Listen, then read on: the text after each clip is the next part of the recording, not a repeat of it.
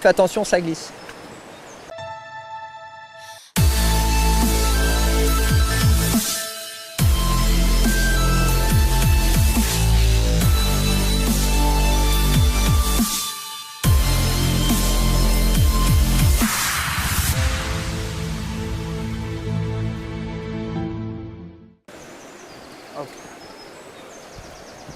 Bonjour à toutes, bonjour à tous. On se retrouve aujourd'hui sur le milieu aquatique à proximité du Petit Bornand avec Ludovic. Bonjour. Bonjour. Vous êtes guide de pêche professionnel. Tout à fait. Et pour vous, ici, c'est un des terrains de jeu de prédilection, à ce que j'ai compris. C'est une des 9 plus belles rivières qu'on ait en Haute-Savoie, oui, tout à fait.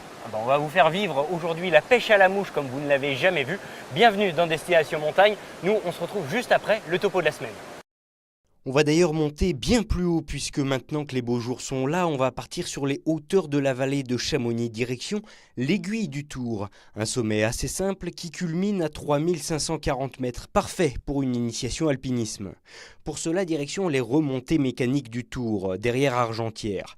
Même si on peut commencer à pied depuis le parking, l'option fainéantise n'est pas une honte car on se rattrape sur les 2 heures de marche pour rejoindre le refuge Albert Ier, étape obligatoire pour la nuit. Dès les premières heures du lendemain, on cramponne et on part nord-est sur la piste des autres cordées qui nous précèdent.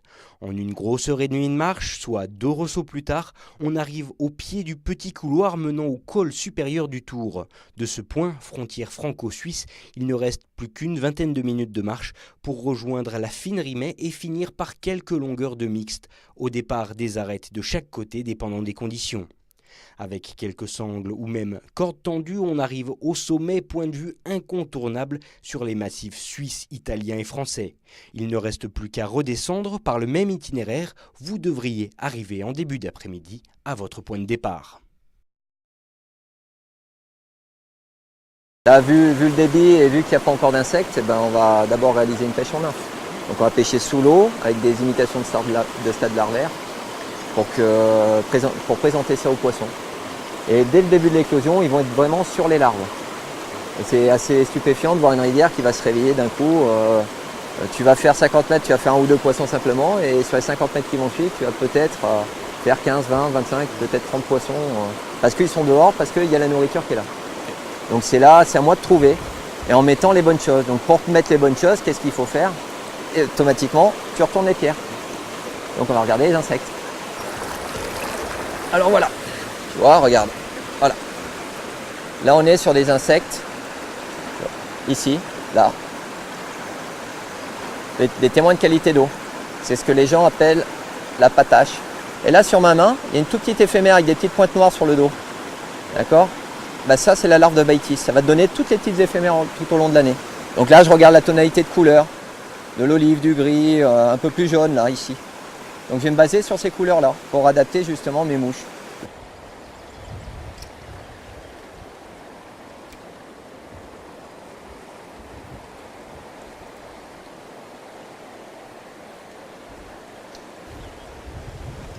Donc elles étaient en arrière. Là le poisson j'ai eu, l'info que j'ai eue, c'est qu'elles sont sur les arrières de cou.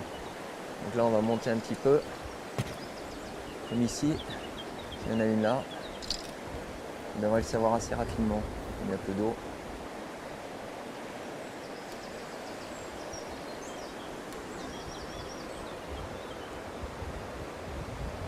Donc tu vois, là j'ai eu une info tout à l'heure, c'est que j'avais un poisson qui était là sur l'arrière. Donc je l'ai piqué, mais je l'ai décroché au bout de 2-3 secondes.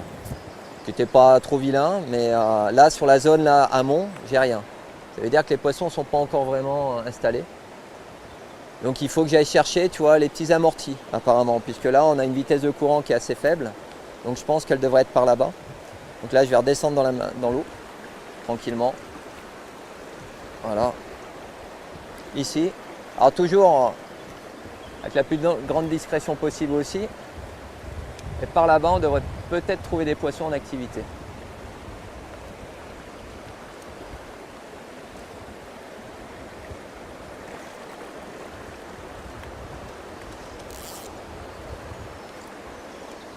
Voilà, là je suis pas mal. Hop. Je suis pas mal, mais elles veulent pas. Allez mes coquines. Là, on l'a une. C'est une petite truite de la rivière qui est magnifique, qui a des couleurs assez... Tu vois, elle a pris la potence. Donc ce qu'on va faire, on va refroidir la main pour ne pas la brûler. Hein. Tu vois, donc je mets ma main déjà préalablement dans l'eau là. Tu vois. Et ça, c'est une petite truite qui doit pas avoir tout à fait 2 ans, tu vois, de la rivière. Alors... Donc elle a pris l'imitation de Baitis. Hop là, oui, je sais, bah voilà. Au moins elle est remise à l'eau. Donc on sait que, voilà, il y a déjà une teinte qui marche. Comment on voit un spot plus qu'un autre? C'est au feeling, c'est à l'expérience? Alors c'est un peu... Ce sont des paramètres qui sont assemblés en fait. C'est-à-dire qu'avant de venir sur une rivière, je regarde les débits de la rivière. Hein, il y a des informations qu'on peut trouver sur le net. Hein, voilà. Il y a des obligations faites à EDF pour les mettre. Donc s'il y a un barrage à un endroit ou une borne, ça me permet de savoir le débit. Mais après, il faut savoir où elle est placée. Parce que le débit en haut n'est pas le même que le débit en bas. Parce qu'il y a des entrants au niveau rivière. Après, ça va être fonction du vent, fonction de l'ensoleillement, fonction de la saison. Donc en fait, oui, comme tu disais, je rayonne sur toute la Haute-Savoie pour trouver les endroits qui me semblent les plus adaptés pour enseigner. Et pour amener tes élèves du coup. Voilà, c'est ça, pour enseigner au niveau de mes élèves. Donc à partir de là, leur permettre d'acquérir un maximum de techniques en ayant le plus souvent possible la cerise sur le gâteau, qui est à dire de prendre une truite ou deux dans la journée, sachant qu'après ça peut être plus que ça, mais voilà. Le but, c'est quand on prend un guide, c'est d'acquérir de la technique pour pouvoir être indépendant derrière et se faire plaisir tout seul. C'est un plaisir un peu égoïste. Les pêcheurs, on aime bien être solitaire ou des fois on va pêcher avec un ami ou avec un ou deux, mais le tout, c'est de pouvoir être apte derrière à reproduire des gestes qui sont corrects pour pouvoir se faire plaisir en pleine nature. Eh ben, en attendant justement d'acquérir toute cette technique, je vous propose un dossier de la semaine qui nous emmène un petit peu plus haut en Haute-Savoie et nous on revient ici juste après. Nous sommes à la Plaine Joux, un lieu prisé des parapentistes et des randonneurs. Parmi ces derniers, vous avez peut-être déjà aperçu Mathieu, avec un drôle d'engin sur le dos. Je travaille pour la communauté de communes Pays du Mont-Blanc. On a un partenariat avec Google qui nous demande de promouvoir les sentiers du Pays du Mont-Blanc. Donc je porte une caméra, un tracker et je marche dans les différents sentiers des 10 communes du Pays du Mont-Blanc. Voilà. Puis après on fait une boucle et on revient. Au total, ce sont plus de 500 km que Mathieu a parcouru. L'engin de 25 kg est muni d'une quinzaine de caméras reliées à un disque dur. Là il va chercher un peu, comme quoi tout est bien connecté. De cette manière, le sentier de la randonnée sera visible en ligne à 360 degrés. Les utilisateurs pourront alors consulter leur itinéraire avant de partir en vadrouille, idéal pour préparer les expéditions et pour éviter de se perdre. C'est d'essayer de promouvoir la randonnée au niveau local, mais au niveau international, vu que les images vont être mises en ligne sur Google Maps, c'est-à-dire que partout dans le monde, on pourra voir les images du Pays du Mont-Blanc. Et puis c'est une idée ensuite qui a été vue par la commission Sentier, Yann Jacaze, qui est vice-président à la communauté de communes, qui anime cette commission, qui est une commission qui est vraiment très active au sein de la communauté de communes et qui aime bien les nouveaux projets comme ça aussi numériques, où on croise les choses, et donc on a appuyé ce projet pour que ça se mette vite en place. Déjà en fonctionnement dans d'autres régions, le Google Tracker compte bien référencer les plus beaux sentiers pour une meilleure accessibilité du public. Et s'il vous est arrivé de le croiser, pas de panique, il floute automatiquement les visages. Une chose est sûre, le randonneur du futur sera connecté. Encore pas ça. Ouais, il manque un peu d'énergie. Tire vraiment sur la canne au départ. Je tire vraiment sur la canne. Voilà, ça c'est mieux, on l'a vu voler en l'air. Oui, okay. C'est bien. Bon, pendant que je m'entraîne, tout de suite c'est la Minute Matos. François Pirot nous a trouvé quelque chose avec le milieu halieutique. J'attends d'en savoir plus.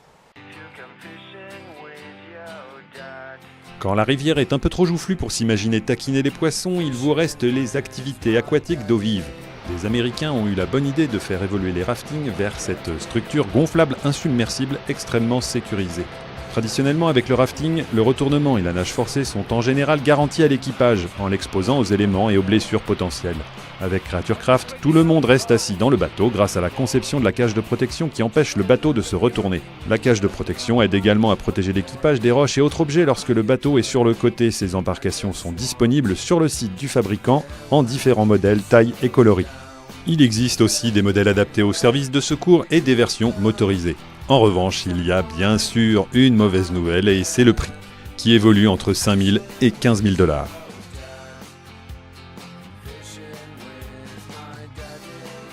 Ludovic, toi, ça fait maintenant plusieurs années, voire un peu plus d'une dizaine d'années, tu me disais que tu es guide de pêche ici en Savoie, Haute-Savoie.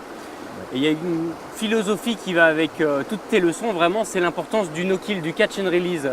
Pourquoi déjà, question bête et méchante, pourquoi ça te tient à cœur? Alors ça me tient à cœur parce que, comme tu peux le comprendre, je suis extrêmement souvent au bord de l'eau. Donc j'ai des techniques de pêche qui sont efficaces, hein. Une fois que tu maîtrises certaines données, que ce soit la pêche à la mouche comme aujourd'hui, ou les pêches au toc, ou les pêches au leurre. Et c'est important de pouvoir garder, si tu veux, une population assez stable.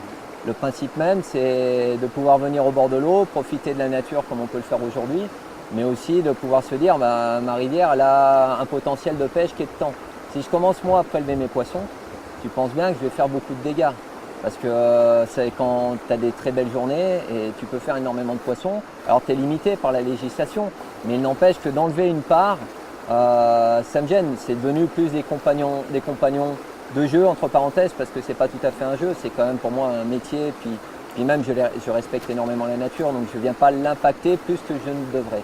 A l'inverse, ça permet aux gens qui veulent garder de temps en temps un poisson, que j'arrive à comprendre, de pouvoir trouver encore des poissons dans les rivières aussi. Si on commence tous à prélever, il n'y aura plus que de l'eau. Mais ça serait à l'inverse de mon éthique. Je ne peux pas garder de poissons. C'est pas possible. Et ça, quel que soit le style de pêche ou quels que soient les poissons que tu vas pêcher? Voilà, tout à fait. Donc moi, je pratique une pêche avec un certain respect de la nature. Je pêche constamment sans ardillon. Pour exemple, encore plus flagrant, les leurres sont équipés de 2 hameçons triples, par exemple. Moi, je pêche qu'avec des hameçons simples sans ardillon. Ça ne m'empêche pas de prendre des poissons. J'en perds plus ou moins qu'avec des triples, mais par contre les blessures occasionnées sont bien moindres. Et c'est quand même mieux de pouvoir remettre un poisson dans les meilleures conditions pour pouvoir le retrouver derrière. Moi, ce que j'aime voir, c'est dans les no-kill par exemple, parce qu'on a des parcours réservés comme ça, hein, sur certaines rivières, ici et puis en France, hein, un peu partout, où tu rencontres une petite truite comme ça, on va dire, je l'ai rencontrée il y a 5-6 ans, et à l'heure actuelle, c'est un poisson magnifique parce qu'elle a le droit de grossir, on ne prélève pas dedans, c'est interdit de prélever. Et ça permet justement d'avoir aussi des combats différents. C'est un poisson un peu plus rusé. Donc c'est à nous de nous casser la tête pour trouver ce qui va lui plaire ce jour-là, si elle est dehors. Et voilà, moi j'aime bien les pêches un peu difficiles comme ça. Et puis on essaie de transmettre ça. J'ai une vision, c'est ce que je vends à travers mes stagiaires aussi, c'est d'être des gestionnaires, de se faire plaisir, passer un bon moment en pleine nature, cerise sur le gâteau, faire du poisson, tout en limitant notre impact. Je ne jette pas mes fils à l'eau, je ne jette pas mes boîtes de verre, je mets tout dans ma poche. Là, j'ai une poubelle de poche. Voilà. Quand je monte mes badines, les petits bouts de fil, ils vont là. Eh bien, écoute, en tout cas, merci beaucoup de nous avoir fait partager ta passion aujourd'hui pour les belles eaux et pour ce sport quand même qui est pas banal, mais qui mérite d'être un peu plus connu, un peu plus médiatisé. On est bien en tout cas, merci à vous. Merci de me permettre. Voilà, on est déjà à la fin de cette émission. Merci à toutes et à tous de votre attention. Nous, on se retrouve très vite, mais tout de suite, quelques images choisies. D'ici là, à très vite sur 8 Mont Blanc.